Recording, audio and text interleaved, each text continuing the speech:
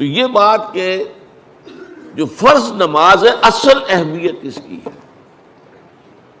ہمارے ہاں عام طور پر مذہبی حلقوں میں اور خاص طور پر جو ذرا متصوفانہ انداز کے رنگ کے لوگ ہوتے ہیں وہ فرض کو تو بس ایسے ہی ادا کر لیتے ہیں کہ جیسے بس اس کی کوئی اہمیت نہیں ہے.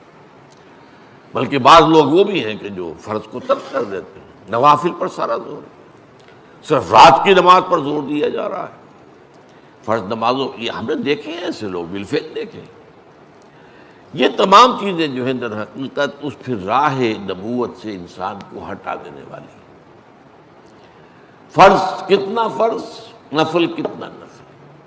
نوافل کے بارے میں جو ہے شریعت سے ثابت ہے، وہ تہجد بھی نافلۃ لک، حضور کے لیے تو لازم تھی، باقی کے لیے لازم نہیں ہے. جو قیام اللیل شروع میں تھا وہ لازم نہیں ہے.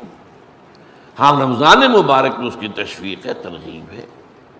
وہ خاص ایک مہینہ ہے، اس میں دن میں کھانا پینا جو ہے وہ حرام کیا گیا، تو رات کو 2/3 رات یا 1/3 کم سے کم 1/3 رات جاگو اللہ کے قرآن کے ساتھ، اللہ کی کتاب کے ساتھ. تو یہ اصل میں جو توازن ہے یہ جو ہے بہت ضروری ہے. ارأیت اذا صلیت الصلوات المکتوبات، حضور آپ نے دیکھا، غور فرمائیے کہ اگر میں جو فرض نمازیں ہیں وہ ادا کروں. اب مثلا ایک حدیث مجھے اور یاد آئی، فرض نماز کی اہمیت کو بیان کرنے کے لیے حضور نے فرمایا جس شخص نے عشاء کی نماز بھی جماعت کے ساتھ ادا کی اور پھر فجر کی نماز بھی جماعت کے ساتھ ادا کی، اس کے لیے پوری رات کا قیام لکھ دیا جائے گا. فرض کی یہ اہمیت ہے. تو اذا صلیت المکتوبات صلوات المکتوبات وصمت رمضان، اور میں روزہ بھی رمضان کے روزے رکھ دوں، باقی روزہ رکھنا آپ کی مرضی پر ہے، رکھیں ٹھیک ہے، لیکن وہ لازم نہیں ہے. نجات کے لیے لازم جو بیس لائن ہے وہ جو عبادات فرض ہے، اس کے بعد جتنا آدمی اضافہ کر سکے. حالات کو بھی دیکھیں، بعض حالات ایسے ہوں گے کہ اس میں اصل اہمیت جہاد کی ہو جائے گی، قتال کی ہو جائے گی.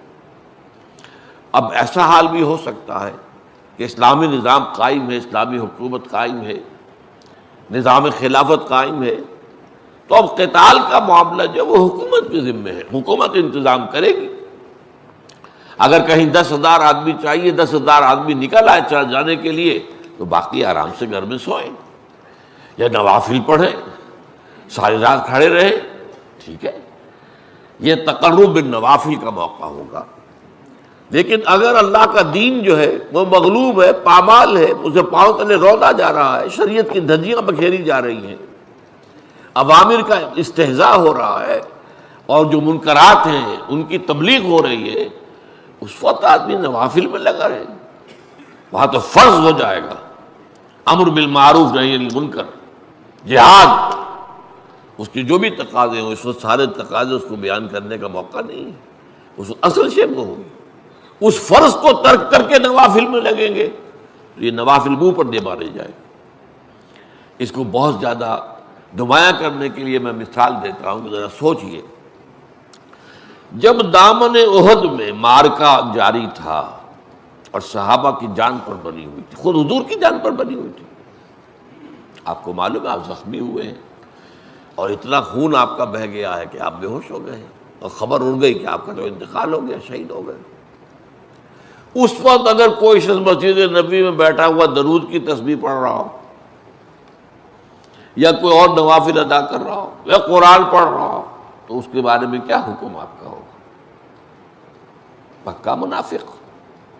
حالانکہ کام تو وہ اچھے کر رہا ہے. درود کی کتنی فضیلت آئی ہے، اور نوافل ہے، یا قرآن کا پڑھنے کا ایک ایک حرف کا 10 نیکیوں کا ثواب ہے.